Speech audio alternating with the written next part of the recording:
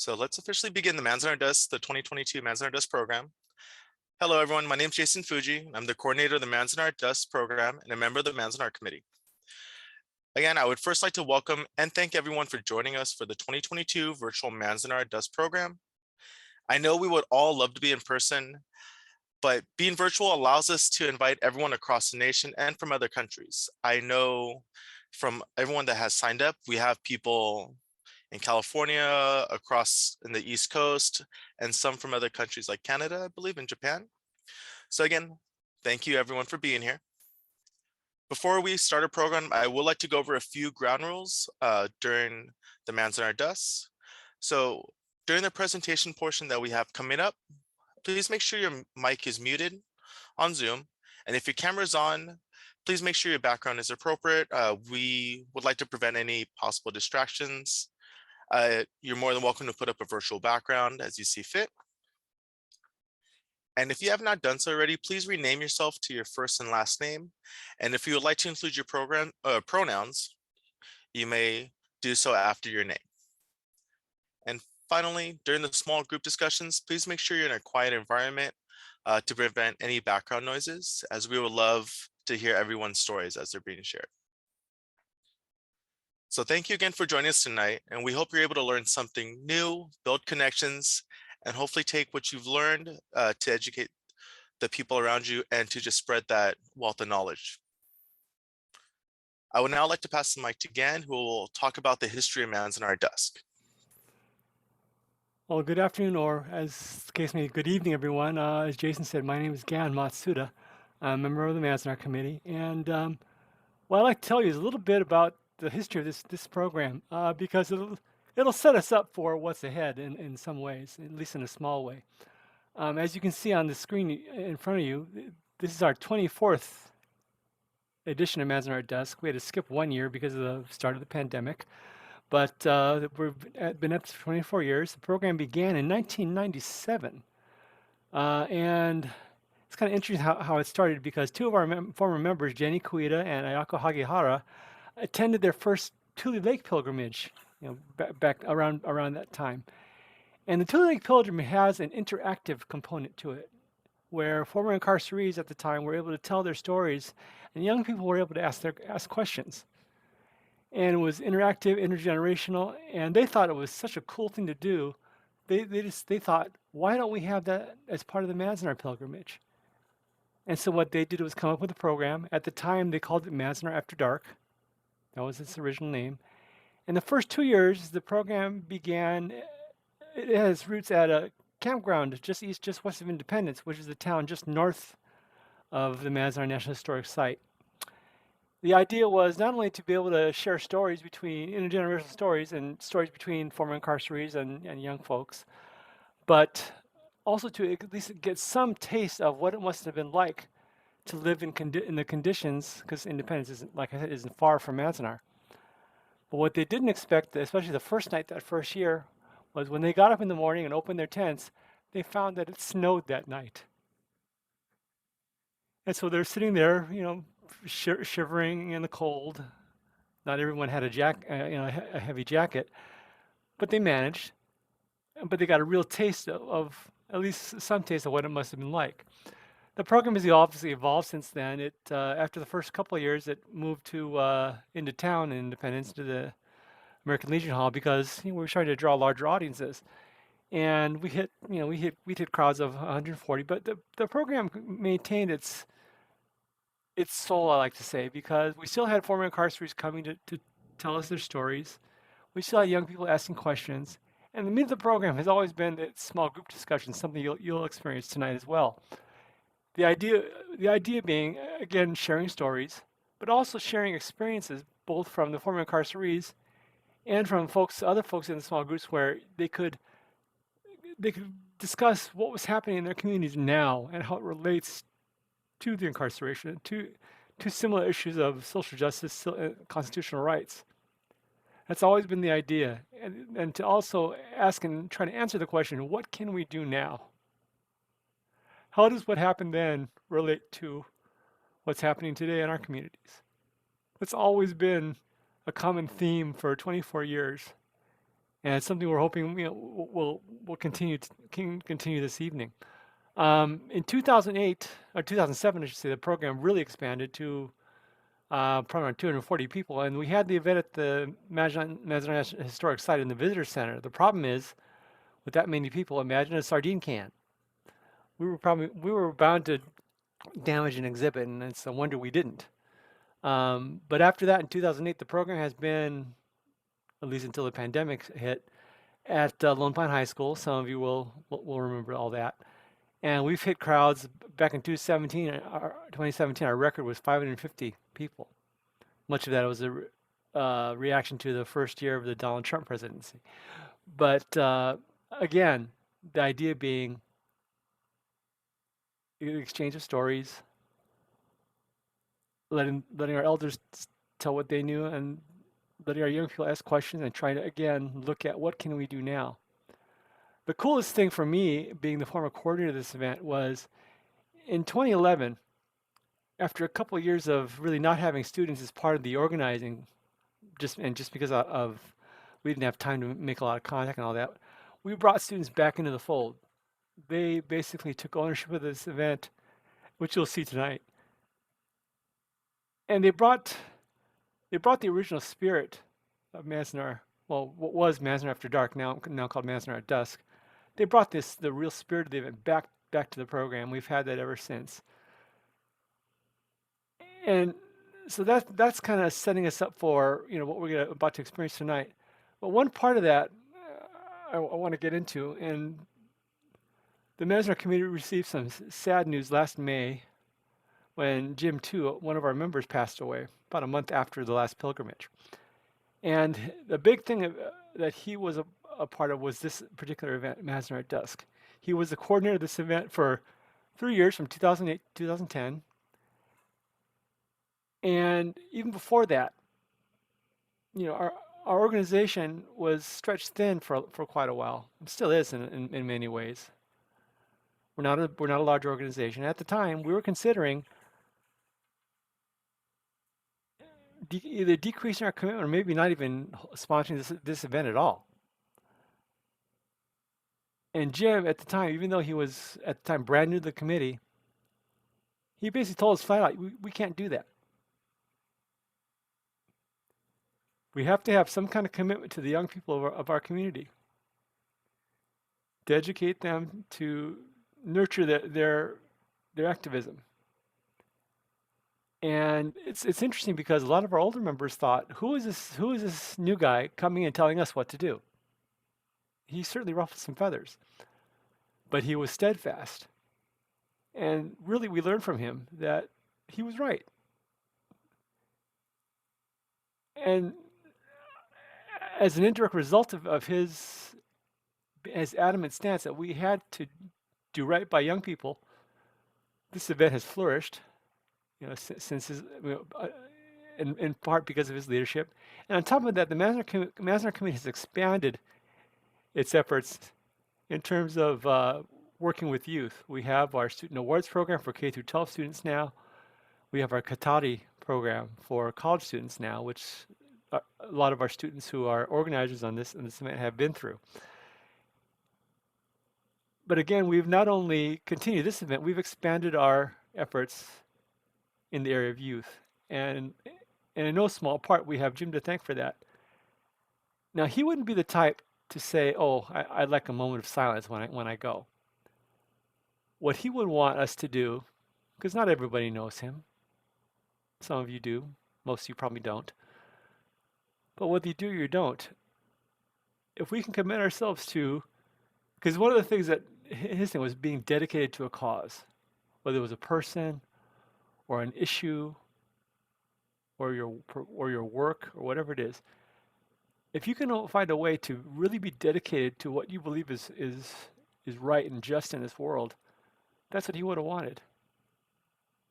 If you can do that, I think he'd be smiling down on us right now. And with that, I want to hand the program over to Wendy Yamashita, who's one of the co-coordinators of the Manzanar At Dusk program. Hi, thank you again for that tribute to Jim. We really miss him and his wisdom. Hi everyone, I am Wendy Yamashita. I am a co-coordinator of Manzanar At Dusk and an assistant professor at CSU Sacramento. So Manzanar At Dusk, the Manzanar Committee and members of the Nikkei student unions from Cal Poly Pomona, CSU Fullerton, CSU Long Beach, UCLA, UC Riverside, and UC San Diego that is meant to continue educating others about the significance of the Japanese American incarceration experience.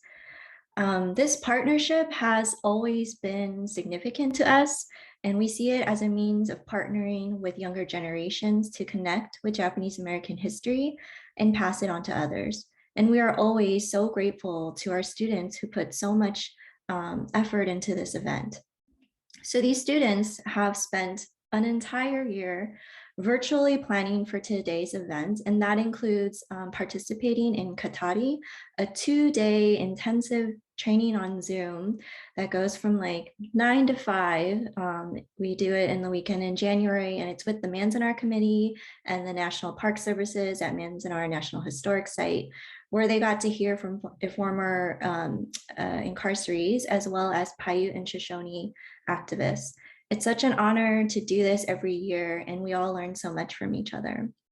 And so today, these students have committed many hours and days to this event and have put together an amazing program for you all. So I'm going to hand it back to Jason. So thank you, Gan and Wendy, for sharing the history and the student involvement for Manzanar At Dusk. As you can tell, this program is purely run by the students and planned. And as Gan and Wendy mentioned, across the 6 different Nikkei student unions, the hard work that they've put in together and the countless meetings will really shine. I would like to introduce Charlene Tonai-Din and Yuo Watanabe, who will introduce the program and begin the presentation. Thank you, Jason. And hello and good evening, everyone. My name is Charlene Tonai-Din, as mentioned, and I'm one of the 12 students a part of the Manzanar At Dusk Planning Committee. And thank you all for joining us here today. I, along with Yuo Watanabe, my fellow representative of UCLA, will be introducing you all to tonight's theme this evening, Artistic Forms of Resistance, which is inspired by our experience at this year's virtual Katari pilgrimage. As Wendy mentioned, during this week-long intensive workshop created for students involved with the Manzanar At Dusk program, we learned about the many forms of resistance at Manzanar, such as community gardens and camp graffiti. As a group, we wanted to delve deeper into the artists behind such works and research what other forms of resistance were present through art. We learned and felt how this medium portrayed emotion in a way that facts and figures could not. Before we begin, we would like to provide a content warning for our program. We will be covering potentially triggering topics such as incarceration, violence, murder, and death. So please feel free to step away from the screen or lower your volume if you feel uncomfortable at any time. And furthermore, please respect the resources that have been provided graciously by the Manzanar National Park Service, Toyo Miyatake Studio, Manzanar Committee, and many other community supporters. Without further ado, thank you for joining us tonight.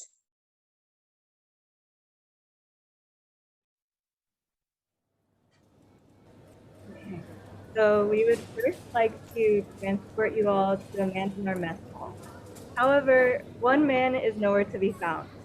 As Manzanar's incarcerated socialized and ate during scheduled meal times, and while few wandered the concentration camp, and when military police were off duty, one man went around secretly photographing the camp. In 1896, Toyo Miyatake was born in Japan. Miyatake set up a covert mission with one of his former clients, who was coincidentally hired by the War Relocation Authority to arrange the delivery of his photographic supplies, directly disobeying government prohibition of photography in the camps. His motivation for such a rebellious act is encapsulated by this quote: "As a photographer, I have a responsibility. I have to take all the pictures of Manzanar to keep a record of what's going on here."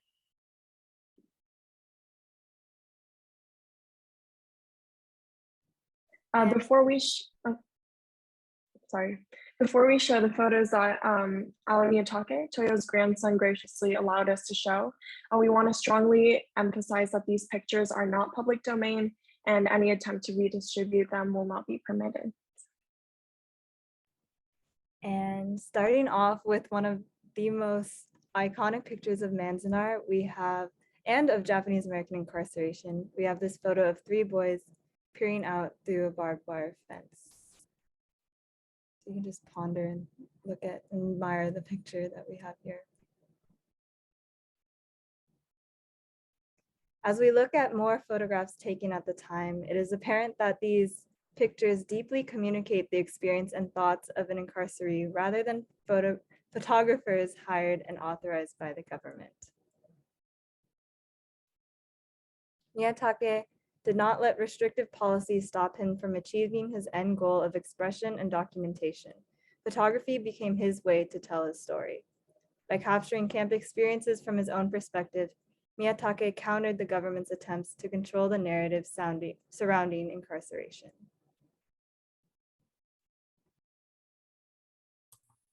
While Miyatake was outside the mess hall taking photos, Henry Sugimoto was inside crafting one of his most notable works. Sugimoto was born in 1900 in Wakayama, Japan, and was mainly raised by his grandparents. After reuniting with his parents in 1919 and growing up in the Bay Area, the Sugimotos were forcibly moved to Fresno Assembly Center. He was moved 2 more additional times, once to Jerome and then to Rower.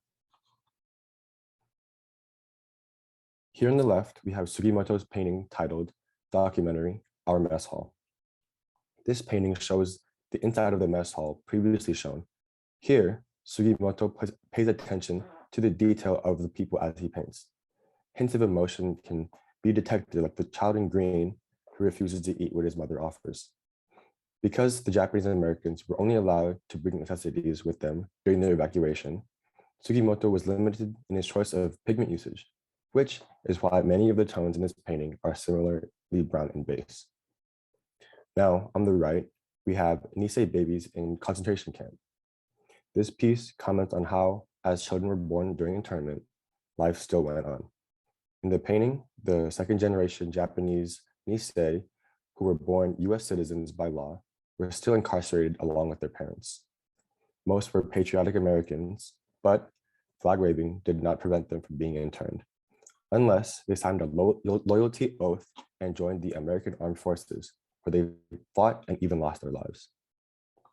Now, Henry Sugimoto chose to express himself through painting old bed sheets, pillowcases, and mattress covers. But Kango Takamura, on the other hand, chose to use watercolor to depict life in camp.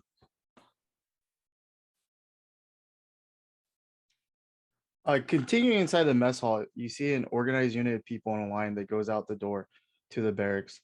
A united organized front of the Japanese American community, also known as JA community at Manzanar. We wanted to give light to a lesser known artist, but still prominent figure when it came to depicting daily life in Manzanar and Santa Fe.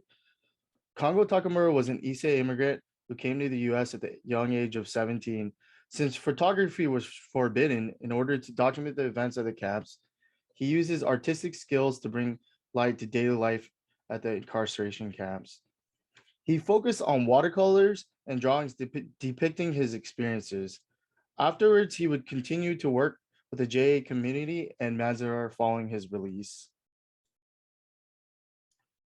Continuing on from outside, we enter the barracks. There's a photo of an elderly man sleeping and being disturbed by a guard. Outside was, however, different.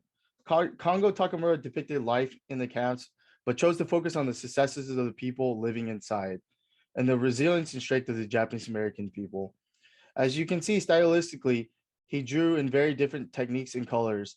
In the first photo, you see a military guard surprised at a sleeping individual, a striking watercolored picture accompanied by the caption, "His bald pate shined as bright as a full moon."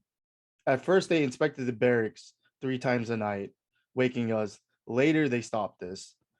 The photo gives a dark, ominous mood of what took place in Manzanar. It also gives an idea of the changing perspective of guards and how life began. As you exit the barracks, you notice a baseball game going on where even the guard is participating as a fan. The photos are very contrasting ideas, and the first represents intrusion on basic privacy, and the second a public setting in which guests are welcomed. When you continue walking, you come across farmers, herbalists, and chemists working hard. In all the photos, you see hardworking Japanese farmers continuing with life despite their situation. All the photos cover the process of starting to the end of the harvesting of guayule plants. The first photo is a painting of the first successful growing and cultivation of these rubber plants, while the second you see an herbalist attempting to produce superior plants. Lastly, you see a chemist attempting to find better methods of extracting the rubber plants.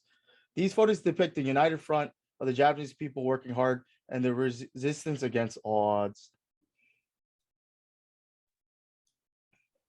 While Takamura depicts in detail the people and social environment of the world surrounding Manzanar camp, one artist draws our attention to the natural scenery behind these individuals. As we make our way outside of the mess hall into the open air of the camp environment, our focus pivots to the vast mountains surrounding large crowds of people. Behind the rows of camp barracks at Manzanar that house more than 11,000 incarcerees, the Sierra Nevada mountains stand tall behind the smooth palette of the sky. On an early April morning of 1942, Charles Isamu Morimoto reunited with his wife and 2 daughters. He separated with them earlier in the year to arrive early on camp for preparations. His reason for doing so were never discussed. Born in Hiroshima and thriving in the study of fine art in LA, Morimoto attended Otis Arts Institute, where he gained notable prizes and competitions, drawing artists' attention and praise through his style of abstraction. However, many of his works during camp pivot to illustrating realistic representations of the earth and natural environment. National Park Ranger Sarah Bone explains in her Manzanar Curator Corner that, quote, despite Morimoto's love of modernism and abstraction, his artworks are not abstract. They are insights into life at Manzanar through Isamu's eyes. Through mediums such as pencil drawings, watercolor, painting, and ink, Charles Morimoto drew and documented an authentic image of camp. His perspective illustrates the Sierra Nevada mountains rising dramatically to the west as a metaphor of the powerful scenery that seems to dawn over the incarcerees. Perhaps the inexplicable situation of being imprisoned and forcefully removed by a country he called home is replicated in the adherence to Morimoto's godly empowerment of the Morimoto taught art classes during camp, inspiring young and old artists alike with his craft in painting and drawing. Many left Manzanar through his artistic guidance and influence, becoming future artists themselves. Charles Morimoto became one of many significant artists that worked to preserve their experience at Manzanar through visual documentation. Mentioned in Park Ranger Sarah's Curator's Corner, Morimoto rarely spoke to his family about the decisions he would make in arriving to Manzanar early, being segregated to Tule Lake, or leaving to return back to Hiroshima, his birth city in Japan, and site of the atomic bombing. Contrastingly, Morimoto's voice and perspective shine through his artwork, exemplifying the power of analyzing art to gain a deeper understanding of the Japanese American incarceration experience.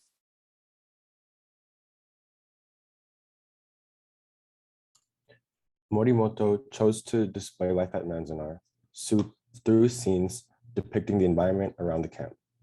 Chiura Obata was another artist who chose to depict life at camp through a similar medium. Obata was born in Okayama in 1885 and moved to the United States at the age of 17, arriving in Seattle. He was then held in the Tanfernan Detention Center. And when the war began, he was actually working as a faculty member in the art department at UC Berkeley. Here we have some of his works. On the left, we have the melancholy Topaz War Relocation Center by Moonlight. In it, the moon, hanging in a gray blue sky, cast its light over a handful of low barracks. Obata stated that his art was his way of showing gratitude to nature, and a way of keeping himself grounded in hope. Obata said that in his 1965 interview that if he hadn't gone to that place, he wouldn't have realized that beauty exists in that enormous bleakness. Returning back to documentation of the incarcerated experience, we next introduce Mineo Kubo, a Nisei born and raised in Riverside, California. Her parents were first-generation immigrants from Japan. Her father was a scholar, and her mother was a calligrapher who graduated from the Tokyo Art Institute. However, when they came to the US, they had to take up some different jobs, so her father ended up working at a candy shop and then as a gardener and landscaper, and her mother was a housewife that had little time for her artwork when they moved to America. However, they're both very encouraging of her exploring her passion for art. She and her brother were initially relocated to the Tanforan Assembly Center and later the Topaz War Relocation Center, where, as already mentioned, cameras and photographs were not permitted in the camps. So Okubo decided to record everything in sketches, drawings, and paintings. In 1946, her book Citizen 13660 was published. It contained 206 drawings from her time in the camps and was the first published account of the experience from an incarceree. The title of the book refers to the number assigned to Okubo by the US government during her internment period. On the left is one of the excerpts from her book showing how handmade signage and nameplates were put onto barracks, and some with a touch of humor like Inner Sanctum or Stall Inn to bring some more uplifting vibes to the situation. And here we have a few more excerpts from her book. On the left, depicting restrooms with no privacy, where they had to find different ways to maintain their dignity, for example, using wooden boards or sheets, as shown, as covers, or the dynamic between the Japanese and the public on the right, all of which really revealed the state of the camps and the political climate that they had to endure and further highlighted their resiliency during this time. As mentioned before, with this being the first published account of the incarceration experience from an incarcerate's perspective, this made this work have a large impact even after the war. Post-war, in 1981, Mineo Kubo, along with other Japanese American figures, testified before the U.S. Commission on Wartime Relocation and Internment of Civilians. To give background context, the U.S. Commission on Wartime Relocation and Internment of Civilians is a group who reviewed the circumstances of the incarceration camps and the impact they had on citizens. Mine and the group of Japanese American figures demanded an official apology from the government for their brutal treatment of Japanese Americans. Since Mine's book, Citizen 13660, was already published and was highly regarded by critics as a crucial document, it became a vital evidence for the testimony. Additionally, the book was widely recognized and received multiple awards. Most notably, in 1984, Citizen 13660 won the American Book Award. Later, the book was recognized with an award from the National Women's Caucus of Art in 1991. Because of how detailed the sketches and documentations were, many referenced the book for character studies, portraits, and overall a depiction of the daily lives of the incarcerees. 75 years later, the book is continuously appreciated, such as the exhibition the Japanese American National Museum commemorated until last month. The museum is the first to display her sources of inspiration and the original sketches she drew at the time at the incarceration camp. As Mineo Kubo has once said, "To me, life and art are one of the same, for the key lies in one's knowledge of the people and life.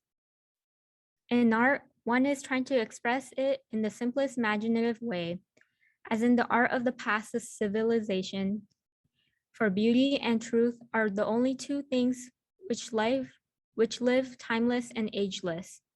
And as we are here today to recognize her work, her art is indeed timeless and ageless." Continuing on the topic of post-war resistance in art, Ruth Asawa was born on January 24th, 1926 in Norwalk, California. Some of her notable work includes the Andrea Fountain by Ghirardelli Square in San Francisco. In April of 1942, she, along with her 5 siblings and her mother, were sent to the Santa Anita racetracks in Arcadia, California temporarily. There, she met former animators from Walt Disney Studios who taught her about art and drawing. She and her family were then sent to the incarceration camps in Roar, Arkansas in September, where she continued her passion for drawing and painting.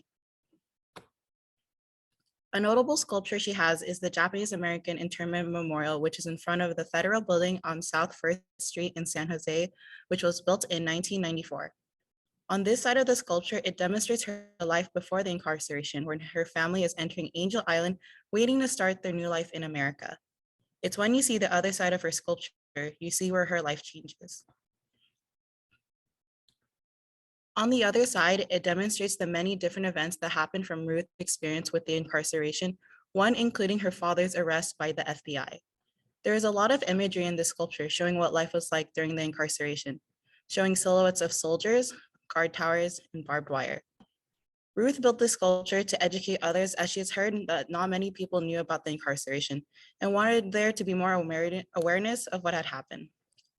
She also stated that it's a way for people who were in the incarceration who aren't comfortable to talk about it and for the sculpture to talk for them. In 2002, she built the Garden of Remembrance in dedication of the 19 students from San Francisco State University who were pulled from their classes and were sent to the incarceration camps. She wanted to send a message about the community thriving and being resilient after the incarceration. There are 10 boulders in the garden, which represents each of the incarceration camps. And on the east side of the garden, there is a fountain which represents the renewal of the Japanese American community. The bronze scroll by the garden displays the history of the incarceration, as well as the stories of the 19 students. Her family says it's a living memorial for all to see and should not be seen as something sad and sorrowful. Instead, should be seen as how the community has prospered. Here's a quote from Ruth on the incarceration.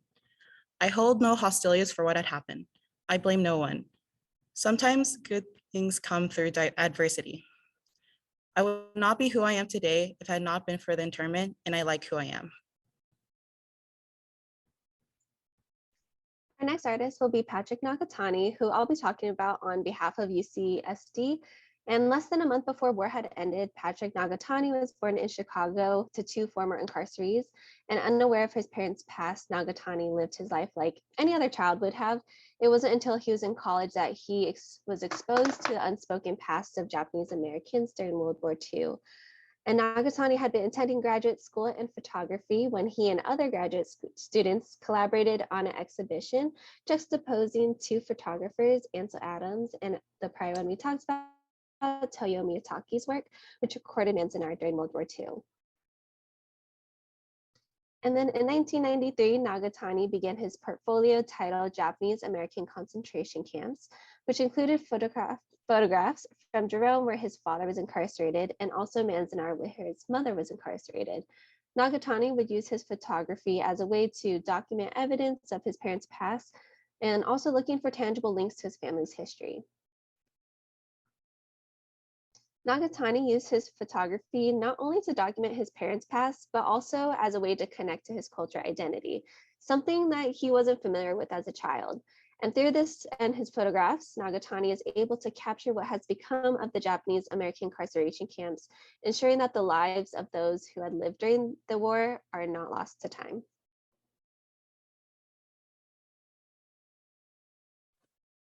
Taiji Terasaki is a Japanese-American artist based out of Honolulu, Hawaii.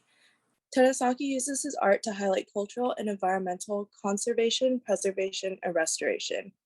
In the exhibition, Transcendence, Heroes at Borders, Terasaki highlights the heroes who speak for the voiceless and those on the physical and psychological borders of society. The exhibition was featured in the Japanese American National Museum in Little Tokyo from February of 2020 until May of 2021. Both pictures on this slide were featured in Transcendence, Heroes at Borders. By utilizing mist and the projection of pictures, Terasaki links the incarceration camps to families being separated at the border, which can be seen in the picture on the left. On the right is an example of one of the weavings displayed as part of the exhibition. George Takei was featured for his activism and telling of his own experience at Rower incarceration camp located in Arkansas. If you are interested in looking at any of the other artwork from this exhibition, there are pictures and art pieces featured on his website.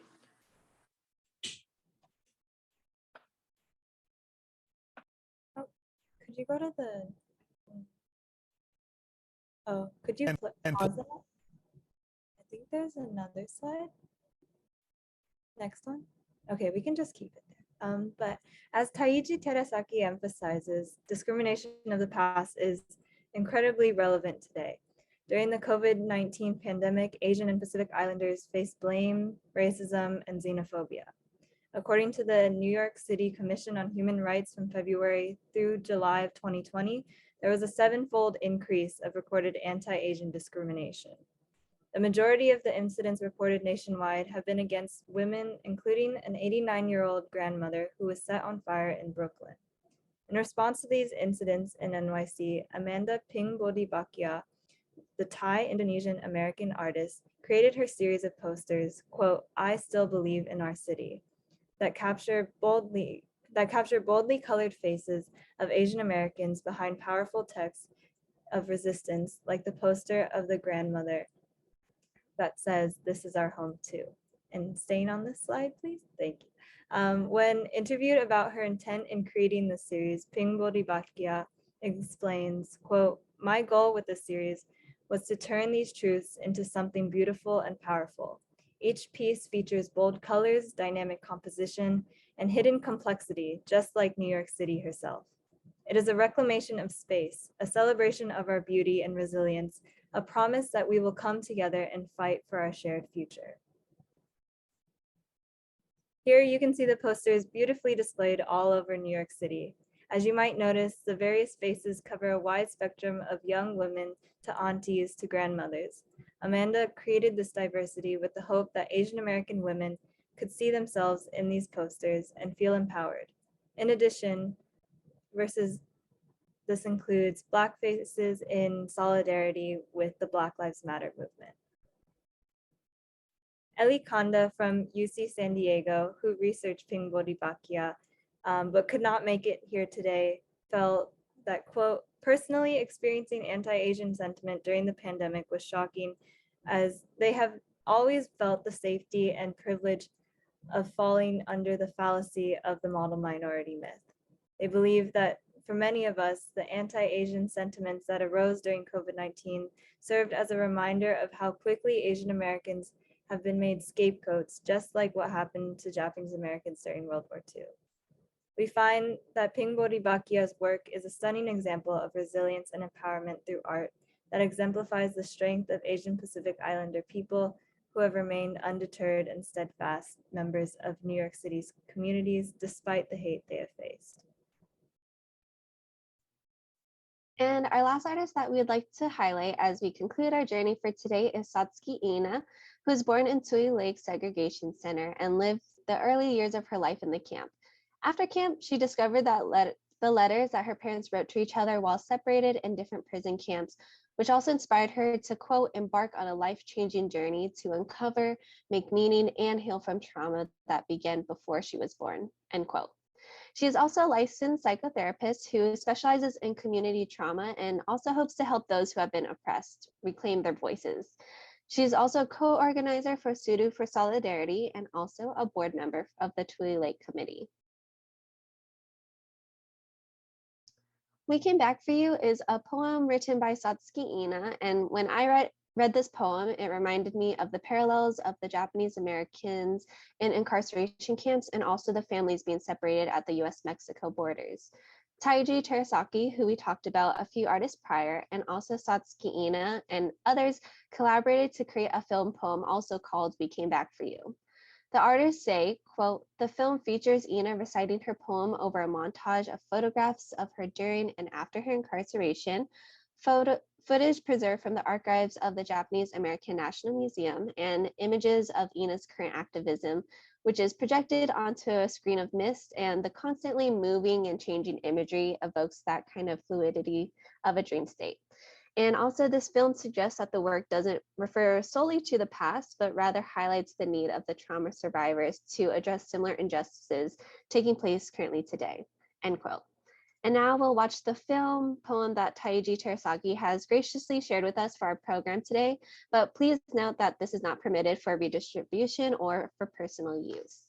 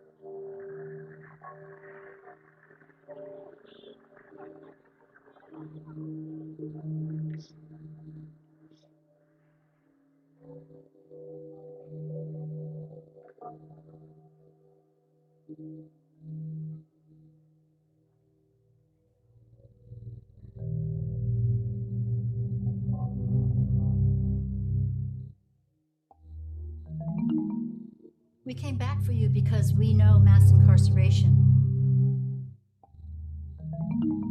We came back for you because we know family separation. We came back for you because we know deportation. Because we know barbed wire. Because we know indefinite detention. We came back for you because we care.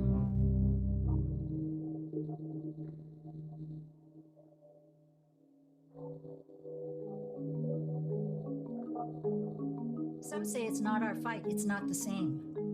But we say incarceration of innocent people is inhumane. We say mothers and children are not to blame. Back in 1942, we disappeared. Empty chairs in the classroom, empty homes, shops, and farms. America turned their backs on us. No one marched. No one protested. There were no petitions. There was no outrage. Silence filled the empty spaces of our invisibility. Silence was the scourge of our trauma. Silence filled our hearts, our homes, our community. So we came back to let you know that we will not forget you. We came back to drum our message loud and clear. We came back to hang paper cranes of hope and caring. We didn't know there would be a healing for us. We didn't know that you would cry listening to our stories. We didn't know that the power of our shared voices would be like shards ripping away the scabs of silence. We didn't know that the small act of folding a paper crane would speak to so many people in our community.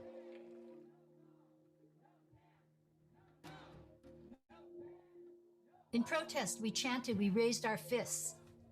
We sang in Spanish, de colores. We held hands, we sang in Japanese, kutsu ga naru. We sang for our grandmothers and grandfathers. We sang for our mothers and fathers. And we sang for you. And in return, you reached into your brown paper bag and tied a string bracelet to my wrist. You pushed a tortilla through the chain link fence.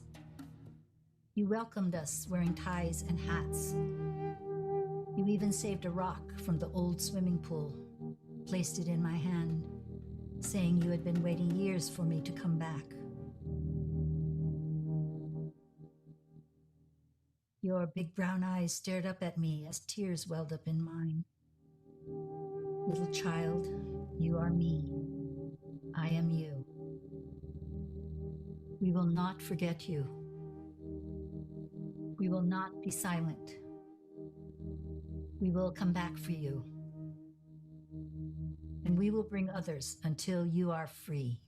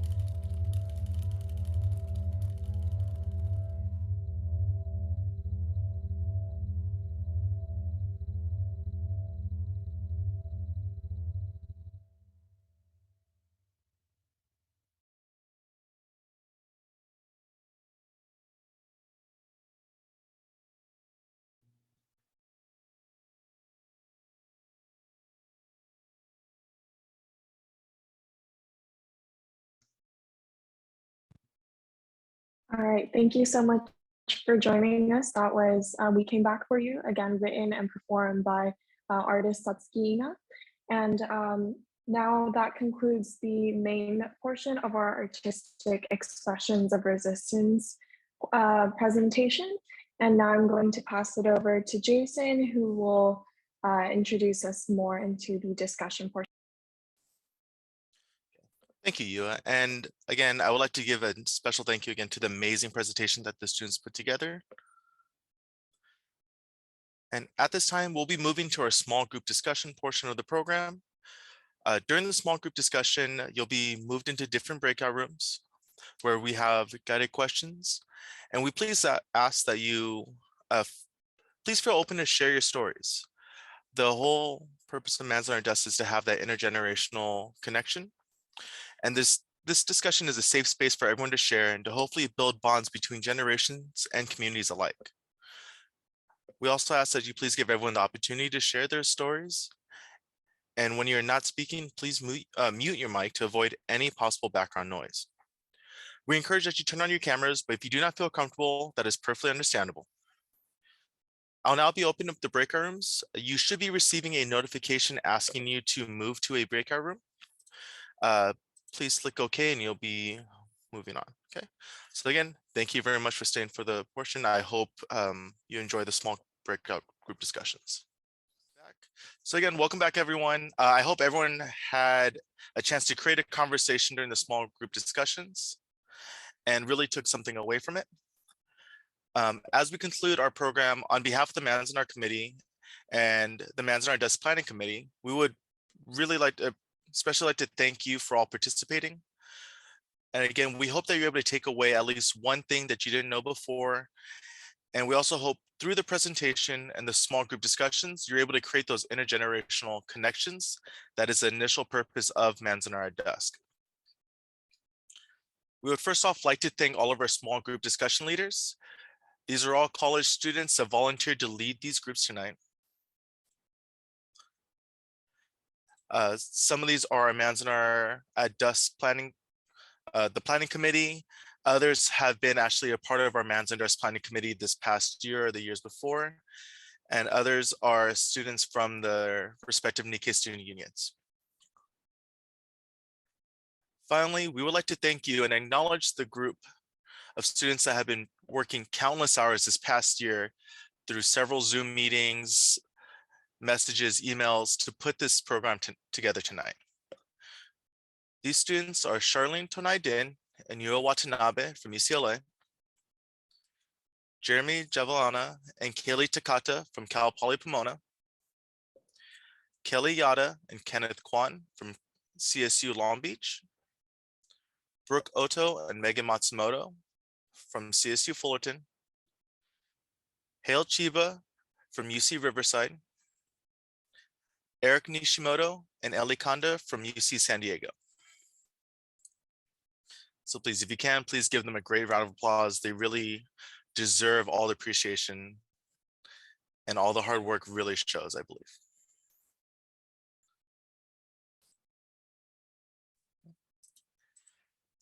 Truly, without all of their hard work, Manzanar at Dusk would not exist. It truly shows that these students are the future and shows that they have the power to change the world for the better and have a great impact. Lastly, thank you again for everyone that came, spent time at the presentation and took part in the small group discussions. This concludes our Manzanar at Dusk program. Thank you again, everyone, for attending, and have a great night. And the last thing I would like to say is if you haven't watched the virtual Manzanar pilgrimage yet, it will be on our Manzanar Committee YouTube page. So I highly recommend to please take a look. Thank you again, everyone, for attending. And we hope to be in person next year.